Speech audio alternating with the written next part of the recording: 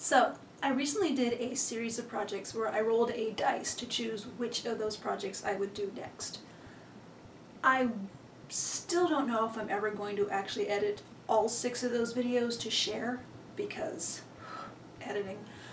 But one of them is this Halloween patchwork project, and since I've put up Halloween patchwork projects videos the last 2 years, I thought, might as well do it another year, right? Right.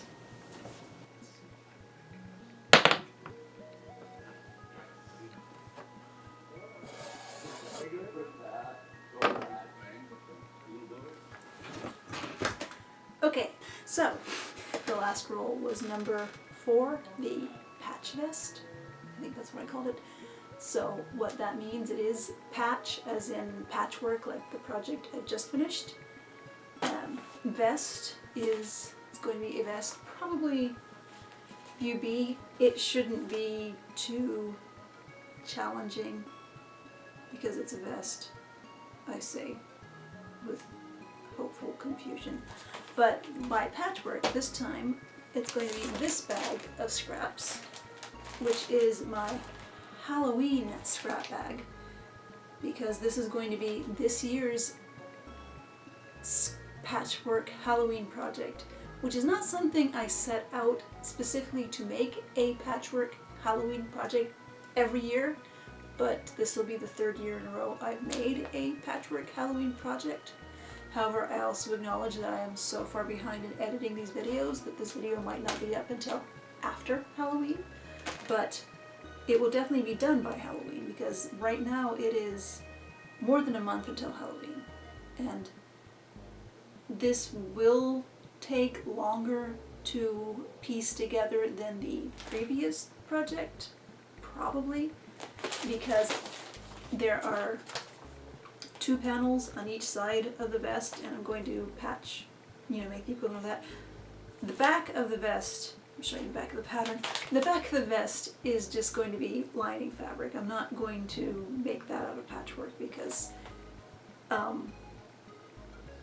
a traditional vest, the back is plain lining fabric because you're meant to wear it under a jacket. So not only will it not be seen, so it doesn't need to be fancy, but also it's lining fabric so it can, the jacket going over it can glide smoothly over it instead of getting caught on a rough or grabby kind of fabric.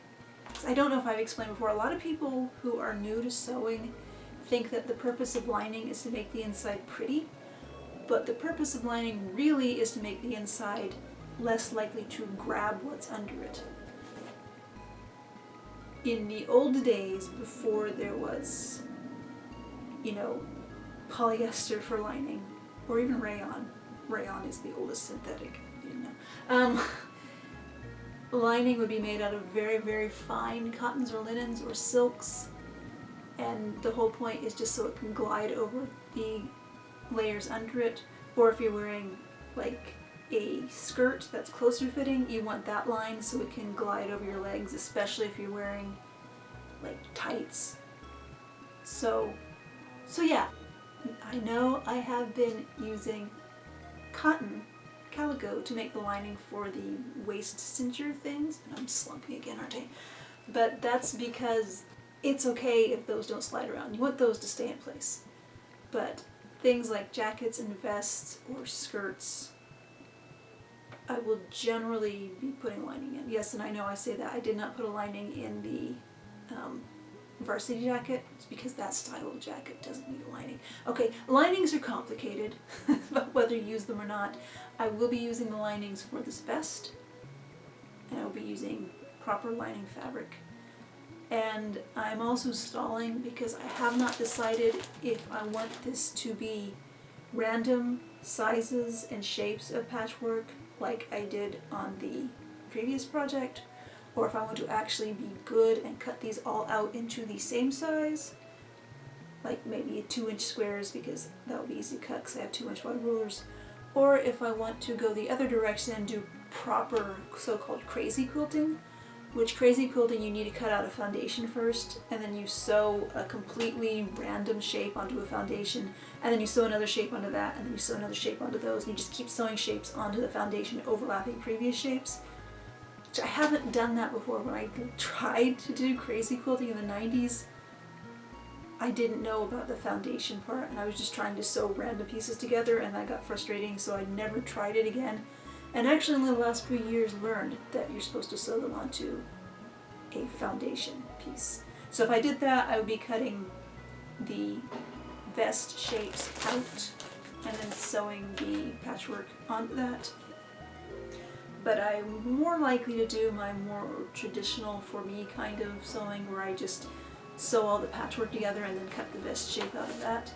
But like I said, I have not yet decided if I want to do the random scraps or actually cut them out in proper sizes. And I also have the same issue that I had with the previous project, that a lot of the scrap pieces in here were saved with the intent to make doll clothes out of them.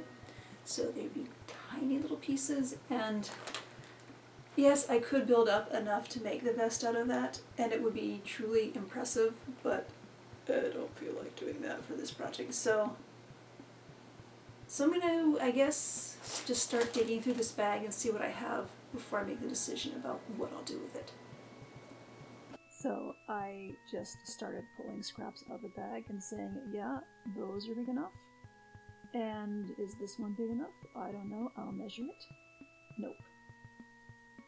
Too small, too small. Big enough. And that's how I went through the entire gallon bag stuffed full of fabric. And at that point I decided I would go ahead and do 2-inch squares.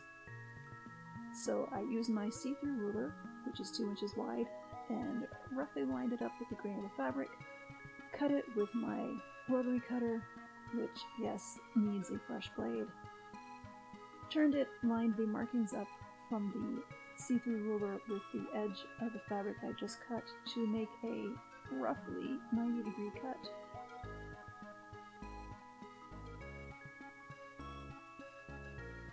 And repeated that for all 4 sides until I had a square.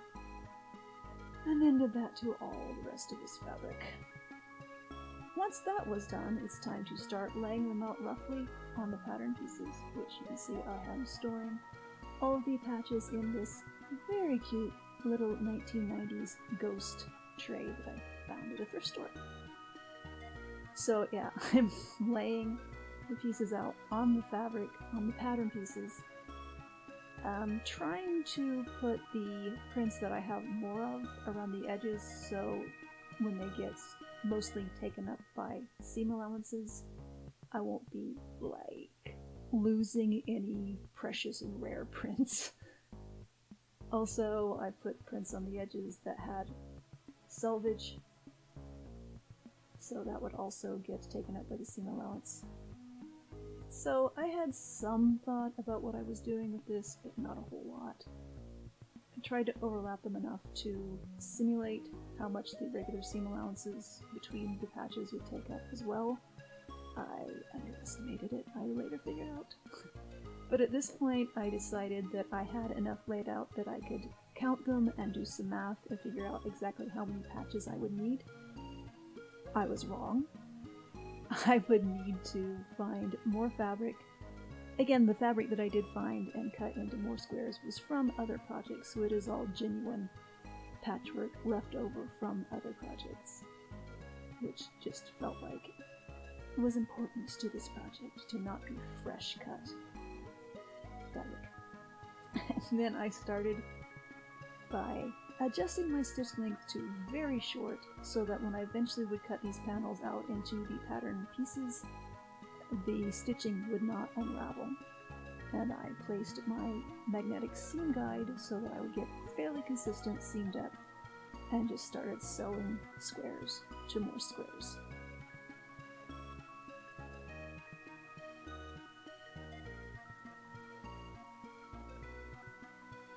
And then once I had little sets of squares sewed together, I sewed sets of squares to sets of squares.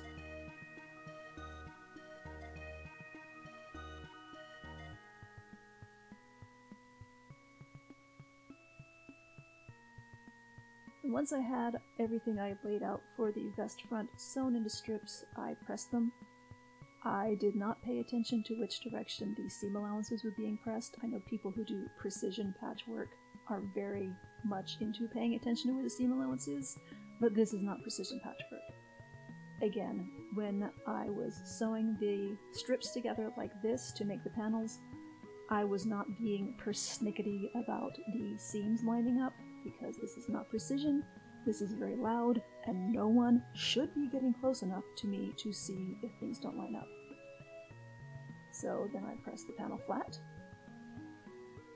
and put it over the sewing pattern, and found out that I was short in a few areas, but I would have to figure out how to make that up. That shouldn't be a problem. And then I laid out the side panel and realized that I had some areas where the same print would have been right next to itself, and I did not want that, so I would be picking those out and replacing them with other prints, even though I didn't want to, which is why I'm not doing here. And so I did that, and comparing it again to the pattern, it is 99% there. There's like corners here and there that aren't covering up the size 14 lines, but it's close enough. Really. I was convincing myself of that. So I decided not to worry about that, and then there's the side panel, and now I have to do that all over again for the other side. Which is a little bit easier because I know for sure how many pieces I need because the other two sides are done. And so more sewing and pressing and sewing and pressing, I got the rough panel pieces put together.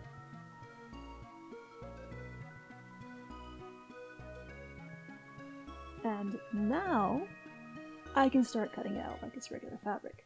So I put them right sides together and put the pattern over it and just started cutting. Again, because I had used the very, very small stitch length, the seams are stable enough to stay together during the amount of time it took me to sew.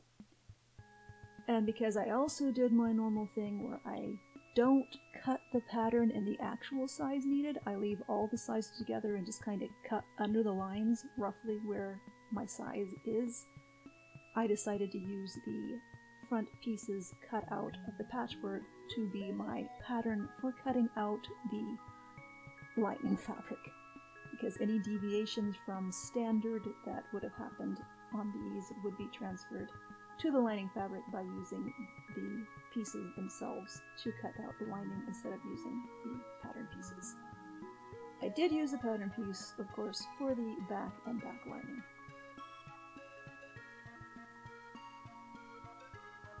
And the back and back lining also had darts, so I transferred all of those markings.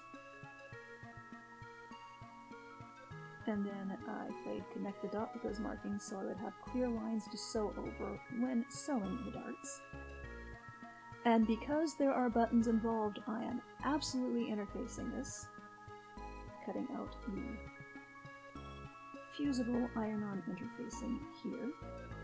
And now it's time to actually start assembly, starting with the fusible iron-on interfacing, being fused to the front opening edges, which are kind of flat. And I started sewing the back darts and immediately realized that my needle was dull and needed to be replaced. So to do that, I take out the new needles, put the old needle into safe storage so it won't poke anyone, put the new needle into the machine, and then, well, get everything ready to be sewn. And get back to sewing. And pressing. And sewing. And I did the sides of the vest the same way I did the sides of the vest in that previous vest video, where you pull one set of sides through and you sew the edge in a tube, and then from the other side I kind of sew it from the outside but inside out, and it's not the best way, but it avoids me doing hand stitching, which is, as you know, my goal for just about everything I sew. Time for buttons. And I went with just plain black buttons because there's already so much chaos going on in this vest that I felt like that I wanted to control it a little bit. Use the seam gauge to mark where the buttonholes go. Use the size of the button compared to the templates for the buttonhole to figure out which size template to use. Put that in the buttonholer and are ready to go. I do drop the feed dogs. The buttonholer is what is moving things around and around and around. And I have the zigzag set on a very narrow stitch. I am still not sure if it's worth it to put fray check in the buttonholes before you cut them. I don't know if it really is keeping them from fraying a lot, but I'm still trying that. And once the fray check has dried, I use a flat-ended X-Acto, pushed straight down, crunching through all the layers to cut the buttonholes open. I use the sewing machine to attach the buttons the same way I have shown in other videos, and I did not realize what a bad angle this is, so you can't at all see what I'm doing, but I have done it in other videos. If you're curious, I can point you to which one of those. And here we are. I am very irritated that this bat print ended up right next to itself on the front, but you know what? It's done.